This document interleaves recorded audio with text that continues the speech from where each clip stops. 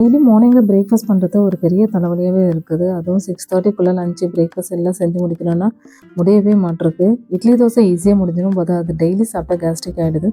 சரி, உப்புமா பண்ணலான்னு பார்த்தா உப்புமா நமக்கு பிறந்ததுலேருந்தே எதிரி. வேறு எதுனா ட்ரை பண்ணலான்னு பார்த்தா அதுக்கு டைமும் கிடையாது. நம்ம லூலு மால் போயிருந்தோம், கேஷுவலாக தான் போயிருந்தோம். அப்போ இந்த சாண்ட்விச் மிஷினை 30 ரியாலுக்குன்னு ஆஃபர் விட்டுருந்தாங்க. இது நமக்கு ஷெட் ஆகுமே அப்படின்னு சொல்லிட்டு அதை அங்கேருந்து பில் போட்டு எடுத்துகிட்டு வந்துட்டு வீட்டில் வந்தோடனே இப்போ ட்ரையல் பண்ணலான்னு சொல்லிட்டு ட்ரையல் பண்ணுறோம். ஏன்னா மார்னிங்கில் டைம் இருக்காது. அதனால் நம்மக்கிட்ட அல்பேக்கில் வாங்குவோம் எப்போவுமே. அந்த அல்பேக்குடைய பர்கர் பண்ணியிருந்தது. அதை வச்சு தான் ட்ரையல் பண்ணோம். வித்தின் 2 மினிட்ஸில் எல்லாம் ரெடி ஆகிடுது. இனிமேல் வந்து easy breakfast, quick breakfast, 2 minutes பிரேக்ஃபாஸ்ட்னா இந்த சாண்ட்விச் தான். நம்மள பல பேருக்கு இந்த ப்ராப்ளம் இருக்கும். பட் எனக்கு இந்த ப்ராப்ளம் இன்னையோட சால்வ் ஆகிடுது. இனிமேலே பிரேக்ஃபாஸ்ட்டை ஈஸியாக செஞ்சு முடிச்சிடலாம். வித்தின் 2 மினிட்ஸ் உள்ள இந்த சாண்ட்விட்சும் ரெடி ஆகிடும். அண்ட் நம்மளோட ஒர்க்கும் வந்து ரொம்ப ஸ்லோவாக முடிஞ்சிடும். லஞ்ச் மட்டும் வந்து நமக்கு ப்ரிப்பேர் பண்ணி கொடுத்தா போதும். அதர்வைஸ் வேறு எதுவும் செய்ய தேவையில்லை.